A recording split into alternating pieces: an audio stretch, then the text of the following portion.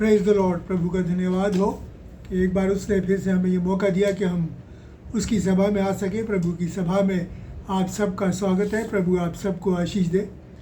हम वचन में चलेंगे और पढ़ेंगे यूहन्ना रसूल की इंजील, उसका 5वां बाब और उसकी पहली आयत से लेकर 9वीं आयत तक। यूहन्ना 5 और उसकी 1 से 9। और यहाँ पर खुदा का कलाम हमें इस तरीके से बताता है कि इन दिनों के पश्चात यहूदियों का एक पर्व हुआ और यीशु यरूशलेम को गया। यरूशलेम में भेड़ फाटक के पास एक कुंड था जो इब्रानी भाषा में बैतसदा कहलाता है। उसके 5 ओसारे थे। उनमें बहुत से बीमार, अंधे, लंगड़े, सूखे अंग वाले पानी हिलने की आशा में पड़े रहते थे, क्योंकि नियुक्त समय पर परमेश्वर के स्वर्गदूत कुंड में उतरकर पानी को हिलाया करते थे। पानी के हिलते ही जो कोई पहले उतरा वो चंगा हो जाता था, चाहे उसकी कोई भी बीमारी क्यों ना हो।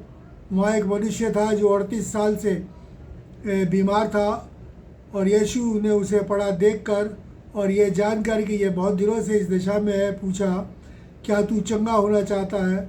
उस बीमार ने उत्तर दिया कि हे प्रभु, मेरे पास कोई मनुष्य नहीं कि जब पानी हिलाया जाए तो मुझे कुंड में उतारे, परंतु मेरे पहुँचते ही दूसरा मुझसे पहले उतर जाता है। यीशु ने कहा, उठ, अपनी खाट उठा और चल। फिर वह तुरंत चंगा हो गया और अपनी खाट उठाकर चलने फिरने लगा। परमेश्वर अपने वचन के पढ़े और सुने जाने पर बहुत से हतायत से आशीष दे। ये जो आपके सामने वाक़या पढ़ा गया, ये आज से लगभग 2024 साल पुराना है, जब प्रभु यीशु मसीह इस पृथ्वी पर थे और अपनी देह में थे।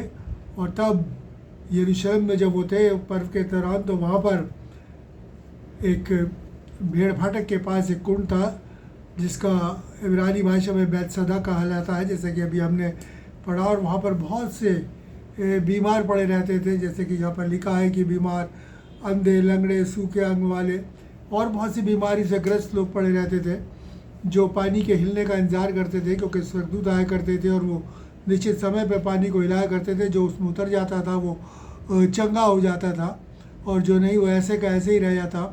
लेकिन वहाँ पर एक बीमार था जो 38 साल से वहाँ पड़ा था। आप सोचिए कि क्या हालत उसकी होगी।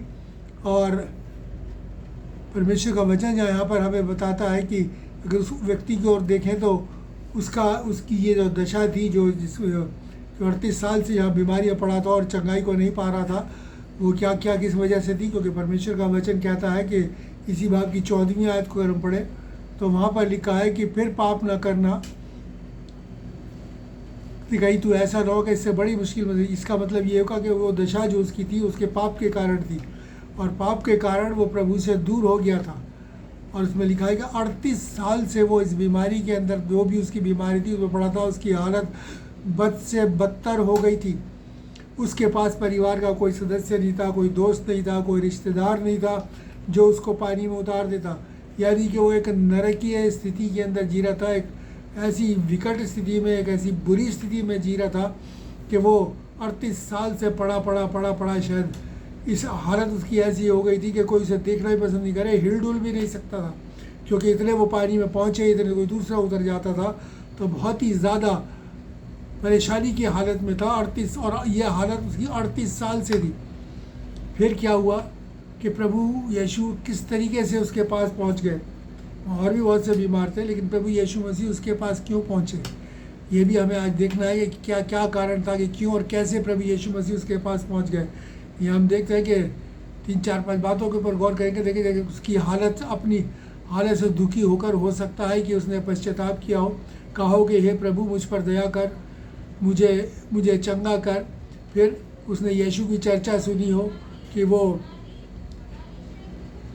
आश्चर्य कर्म करता है। उसने मन में सोचा हो कि प्रभु मैं अपने पापों को मानता हूँ और मुझे चंगा दे और मेरे पास और मेरे को इसको चंगा दे। फिर तीसरी चीज़ हम देखते हैं कि उसने अपने पापों की क्षमा मांगी हो, पश्चाताप कर, प्रभु मेरे अपराधों को, मेरे पापों को क्षमा कर और अब मुझ पर दया कर, करुणा कर।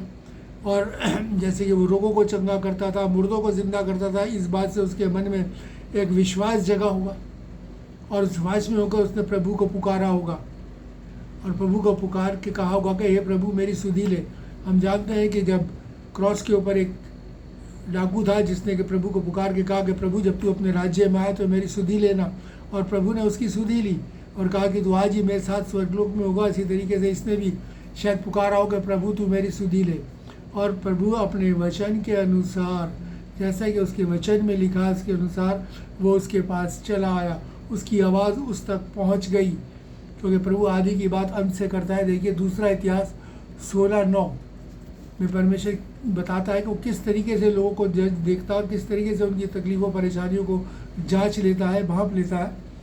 16:9 में लिखा है, देख परमेश्वर की दृष्टि सारी पृथ्वी पर इसलिए फिरती है कि जिनका मन उसकी ओर निष्कपट रहता है, उनकी सहायता में वो अपनी सामर्थ को दिखाए।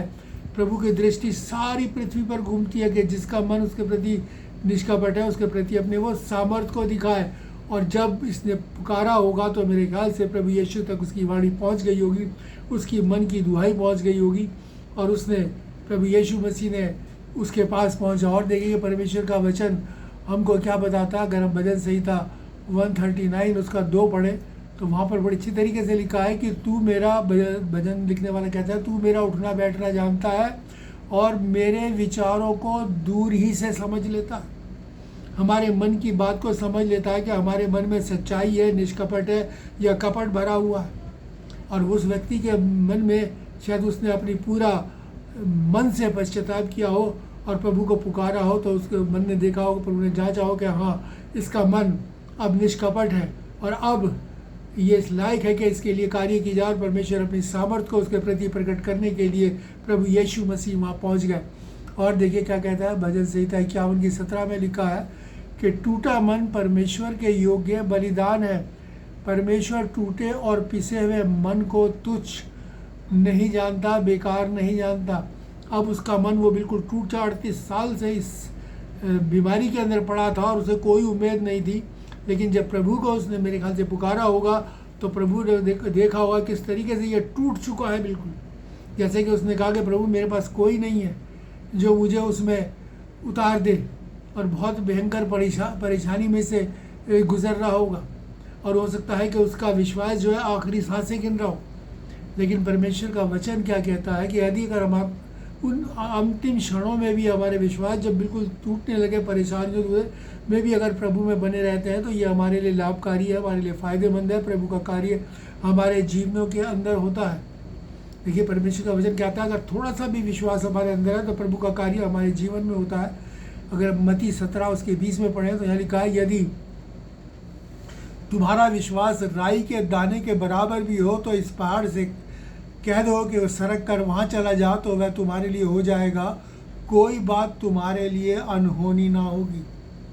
अगर ज़रा सा छोटा सा राई का दाना, बहुत छोटा होता है ये, राई के दाने से मतलब ये है कि ये बताना चाहता है परमेश्वर कि तुम्हारा थोड़ा सा भी विश्वास मुझ में है और ईमान में तुम बने हुए हो तो तुम बड़े से बड़ा काम कर सकोगे और तुम्हारे जीवन में जो कार्य तुम चाहोगे तुम्हारे लिए हो जाएगा। एक और बयान इसमें एक स्त्री का बयान है जो मत्ती 9 और 20 में मिलता है। वहाँ पर एक स्त्री थी जिसे 12 साल से वो बीमार थी और 12 साल से वचन में लिखा, अगर आप पढ़ेंगे इस पूरे अध्याय के अंदर तो यहाँ लिखा है कि वो अपना सब कुछ गंवा चुकी थी, रुपया पैसा धन दौलत वैद्यों के पर सब कुछ लुटा चुकी थी और उसे कोई लाभ नहीं हुआ था और 12 साल से वो अपनी बीमारी में तड़प रही थी। और मैं सोचता हूँ उसने भी परमेश्वर की चर्चा सुनी होगी और परमेश्वर के प्रति उसका विश्वास जागा होगा, उसने अपने विश्वास को बटोरा होगा और विश्वास को बटोर के उसने लिखा है, वचन में आप पढ़ेंगे तो लिखा है कि उसने कहा होगा मैं उसको यदि उसके वस्त्र को ही छू लूँगी तो चंगी हो जाऊँगी। ईमान देखिए उसका, उसकी चर्चा सुन के उसका ईमान कितना बड़ा कि अगर वो इतना पाक व्यक्ति है, इतना ऐसे आश्चर्य कर्म करता है, मुर्दों को जिंदा कर देता है, लोगों के अपराधों को क्षमा कर देता है, तो अगर मैं उस ऐसे पाक व्यक्ति का वस्त्र का कोना भी छू लूँगी तो चंगी हो जाएगी। और परमेश्वर को गई उस भीड़ के अंदर, उसने वस्त्र का कोना छुआ और उसे वो चंगाई मिल गई।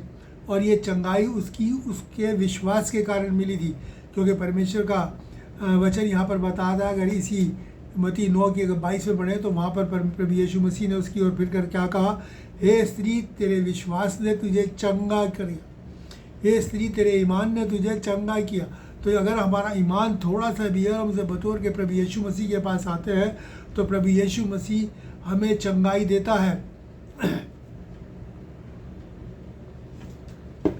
फिर जब हमको चंगाई मिल जाती है तब हमारा क्या कार्य होता है। देखिए इस 38 बरस के व्यक्ति के ने जो 38 साल से बीमार था, परेशान था, जिसे सबने उसको छोड़ दिया था, कोई उसके पास नहीं था, और जबकि उसके विश्वास मैंने कहने से अंतिम सांसें गिन रहा था, उसका कोई रिश्तेदार सब उसको छोड़ के चले गए थे।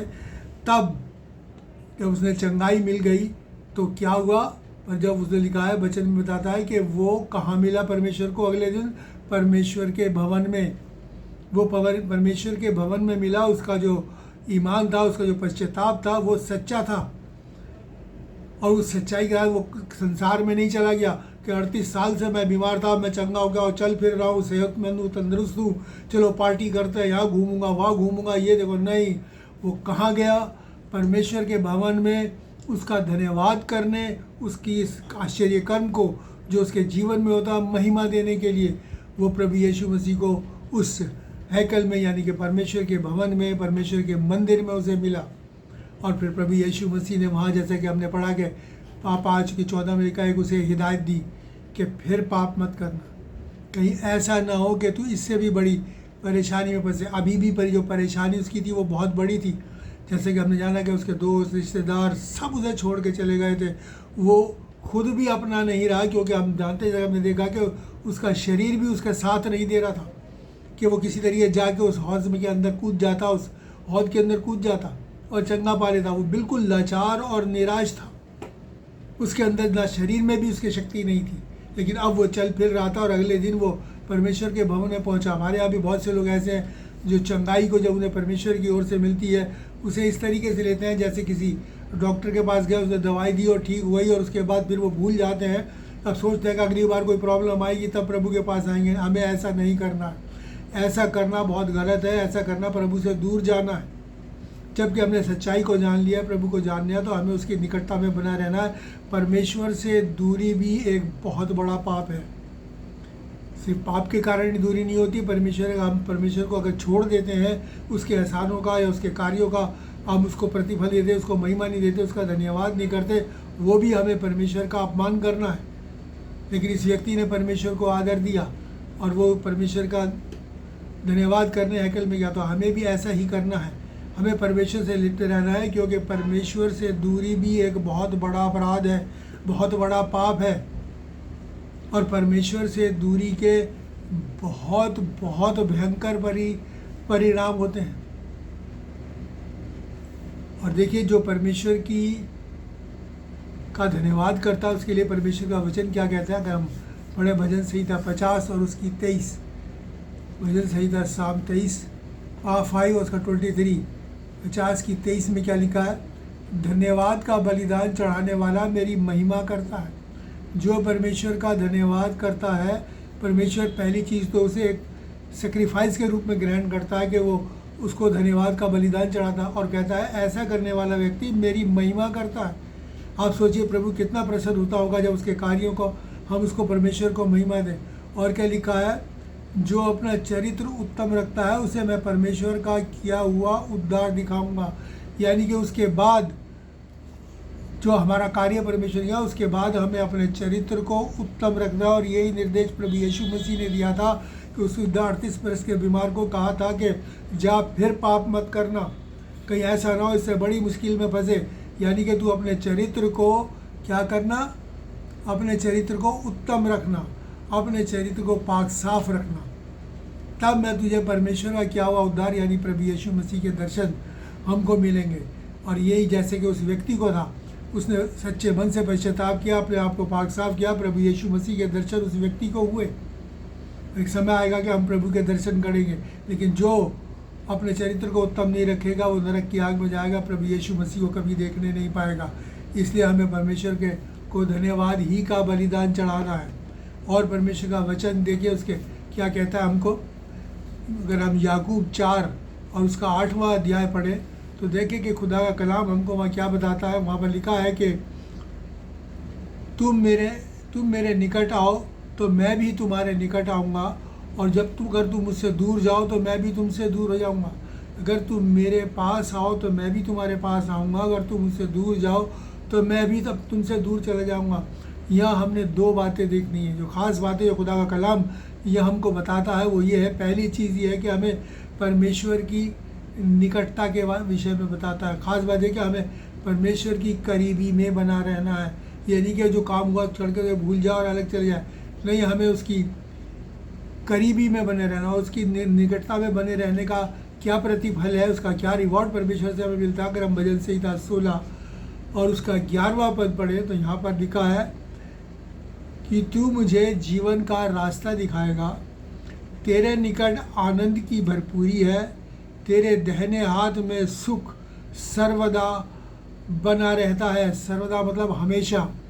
तू मुझे जीवन का रास्ता दिखाएगा। अगर हम परमेश्वर की नज़दीकी में हैं, उसके निकट हैं, तो परमेश्वर का वचन क्या कहता है कि वो हमें जीवन का रास्ता दिखाएगा। वो रास्ता दिखाएगा जिस पे चलकर हम स्वर्ग के राज्य के दाखिल हो सकते हैं, उस अनंत जीवन को पा सकते हैं, उस हमेशा की ज़िंदगी को पा सकते हैं जो प्रभु यीशु मसीह हमको दिया चाहता है, जिसके लिए वो इस दुनिया में आया और तमाम किस्म की तकलीफ़ और दुख उठाई। वो जीवन वो मेरे और आपको देगा। और देखिए उसमें क्या लिखा है, जीवन का रास्ता दिखाएगा, तेरे निकट, तेरे करीब जो है आनंद की भरपूरी है, यानी खुशी की भरपूरी है, बहुतायत से है। मतलब ये कि ऐसा आनंद जिसकी कि आप व्याख्या नहीं कर सकते, जिसमें किसी किस्म की कोई कमी नहीं है। ऐसा आनंद है, ऐसा भरपूरी से वो आनंद वो मेरे और आपको इनायत फरमाना चाहता है, मेरे और आपको देना चाहता है, अगर हम उसकी नज़दीकी में, उसकी निकटता में बने रहते हैं। और देखिए क्या कहता है, आनंद की भरपूरी है और तेरे दाहिने हाथ में सुख सर्वदा बना रहता है। और ये जो आनंद और ये सुख और ये खुशी प्रभु से हमको मिलती है, प्रभु यीशु से हमको मिलती है, उसके लिए कहता है सर्वदा, यानी कि हमेशा तक बनी रहती है। ये खुशी चंद नवों की नहीं है, सालों की नहीं है या 100 साल की नहीं है, बल्कि ये हमेशा की है, हमेशा की, सर्वदा बना रहता है। अगर हम उसकी नज़दीकी में रहेंगे तो हमें वो आनंद मिलेगा जो पूरी भरपूरी के साथ है। और फिर ये आनंद हमसे कोई छीन नहीं सकता। वो हमेशा हमेशा हमेशा हमेशा के लिए हमारे साथ बना रहेगा और हमेशा हम आनंद रहेंगे। जैसे कहते हैं ना कि जीवन के साथ भी और जीवन के बाद भी ये आनंद हमारे साथ हमेशा बना रहेगा। जब यहाँ जिंदा है तब भी हम आनंदित रहेंगे, और फिर जब स्वर्ग में परमेश्वर के साथ रहेंगे तो वहाँ भी हम आनंद रहेंगे, क्योंकि उसके निकट आनंद की भरपूरी है। और ये बहुत बड़ी बात है, बहुत बड़ा वरदान है परमेश्वर का, जो अपने लोगों को वो देना चाहता है। फिर दूसरी चीज़ लिखा है, तुम मुझसे दूर जाओ तो मैं भी तुमसे दूर चला जाऊंगा। परमेश्वर से दूर जाना यानी कि प्रभु से दूर जाना, प्रभु को खो देना है। जब हम प्रभु से दूर जाते हैं, प्रभु दूर नहीं जाता, यानी कि प्रभु, हम अपने आप दूरी बना लेते हैं, क्योंकि हम प्रभु से दूर जाते हैं, उसको भूल जाते हैं, उनके कार्यों को भूल जाते हैं जो उसने हमारे लिए किए। और वो हमें एक ऐसी स्टेज में पहुंचा देता है परमेश्वर से दूरी, जैसे यह 38 बरस का बीमार था। परमेश्वर से जब तक वो दूर रहा, 38 साल लग गए उसे, उस हालत में उसकी हालत बद से बदतर हो गई 38 साल तक। लेकिन जब उसने पश्चाताप किया और जब उसने प्रभु को अपने मन में पुकारा तो प्रभु यीशु मसीह वहाँ पहुँच गए। उसकी वाणी, उसकी मन की आवाज़ प्रभु यीशु तक पहुँच गई। उसका सच्चा पश्चाताप प्रभु यीशु तक पहुँच गया प्रभु की नज़दीकी में आने के बाद। और क्या हुआ, उसने चंगाई पाई। और अगर जब हमसे दूर बने रहेंगे तो हमारी भी हालत वैसी ही हो जाएगी जैसे इस 38 बरस के बीमार की हुई थी। ना हमारा कोई रहेगा, ना दोस्त, ना रिश्तेदार, कोई हमारा साथ नहीं देगा, सब हमें छोड़ के चले जाएंगे। और ऐसी परिस्थिति में आ जाएंगे कि हम एक वीरान सी ज़िंदगी हो जाएगी और एक नरकीय ज़िंदगी हो जाएगी, एक जहन्नम जैसी ज़िंदगी हो जाएगी हमारी। और अगर अब मेरे और आपको सचमुच में आनंद की भरपूरी चाहिए, वो हमेशा का सुख और आनंद और खुशी चाहिए, तो मेरे और आपको प्रभु यीशु मसीह की करीबी में हर हाल में बने रहना है। क्योंकि उसकी करीबी, क्योंकि खुदावंद का कलाम कहता है कि वो झूठ नहीं बोलता, खुदावंद की करीबी हमारे लिए सचमुच में लाभकारी है, फ़ायदेमंद है और हमारी खुशी का कारण है। एक ऐसी खुशी जो कि अबदी है, हमेशा की है, और वो ऐसी खुशी जो कि वो छीन नहीं सकता। इसलिए अब ज़िंदगी में मेरे और आपके लिए ये बहुत ज़रूरी है कि अगर हम इस खुशी को चाहते हैं, पहली चीज़ तो अपनी तकलीफ़ों और परेशानियों से निराश ना हो, अपने विश्वास को संजोए रखें और सच्चे मन से प्रभु यीशु मसीह को पुकारें, तो वह हमारी विनती को सुनेगा और हमारे लिए कार्य करेगा। वो दयालु परमेश्वर है, लिखा है वो दया का सागर और क्षमा की खान है। मतलब एक दया की सागर है और उसकी एक बूंद भी अगर हमको मिल जाती है, यानी राई के बराबर भी विश्वास हमको है और उसको मिल जाती है, तो हमारे जीवन से तमाम कठिनाइयाँ दूर रहेगी। वो दया का सागर है, उसकी दया इतनी अपरंपार है कि वो निरंतर अपने पुकारने वालों की सुनता है, उसे निहारता है और उनके साथ खड़ा हो जाता है। बस ये है कि हम पुकारते नहीं, हम अपनी तकलीफ़ों में पड़े रहते हैं, हाय हाय करते रहते हैं। मैं तो यूँ कहता हूँ कि ज़िंदगी भर हाय हाय करने से जगह उतनी बार प्रभु यीशु का नाम पुकार लें तो प्रभु यीशु हमारी ज़िंदगी की तमाम परेशानियों को दूर कर देगा, हमारे से हटा देगा। इसलिए अब ये सोचना है मेरे और आपके लिए अपने जीवन में कि हमें क्या चाहिए। हमें आनंद की भरपूरी चाहिए, और ऐसी भरपूरी जो हमेशा की है, या फिर उस 38 बरस वाले व्यक्ति की ज़िंदगी चाहिए। फैसला मेरे और आपको करना है अपने जीवन में कि हमें अपनी ज़िंदगी में क्या चाहिए। इसलिए मैं आप सबसे निवेदन करूंगा कि प्रभु यीशु मसीह की निकटता में बने रहें।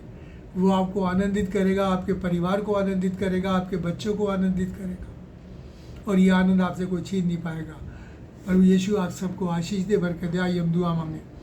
महान और दयालु परमेश्वर, अनुग्रहकारी पिता, तेरा धन्यवाद करते हैं तेरे इस वचन के लिए पिता परमेश्वर, और तुझसे निवेदन करते हैं कि हम सबको अपनी निकटता में रख।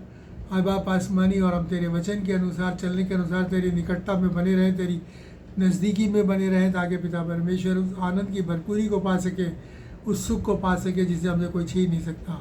हम सब की सहायता कर, मदद कर, और ये वचन हमारे हृदयों में उतर जाए और हम पिता परमेश्वर आनंद से भर जाए। सबके लिए आशीष मांगते हुए प्रार्थना प्रभु यीशु के नाम से मांगते हैं, आमीन। अब हमारे प्रभु यीशु को अनुग्रह, पिता का प्रेम और पवित्र आत्मा की सहभागिता हम सबके साथ और हर एक सुनने वाले के साथ और तमाम विश्वासियों के साथ अब से लेकर हमेशा तक होती है, आमीन। मैं आपसे फिर से निवेदन करूंगा कि इस वचन को ज़्यादा से ज़्यादा शेयर करें, ताकि ज़्यादा से ज़्यादा लोगों तक पहुंच सके। जो अब तक प्रभु यीशु से दूर है, वो प्रभु यीशु मसीह के करीब आ सके, ताकि वो भी प्रभु यीशु मसीह का लाभ उठा सके, इस वचन का, उसके इन बातों का जो उसने हमसे कही है, इस वचन में मैं दिया, उसका लाभ उठा सके, उसका फ़ायदा उठा सके, और आनंद की भरपूरी में रह सकें, और उस स्वर्ग राज्य को प्राप्त करके परमेश्वर के साथ, प्रभु यीशु मसीह के साथ हमेशा हमेशा का जीवन व्यतीत कर सके। प्रभु आप सबको बहुत आज से आशीष दे। God bless you.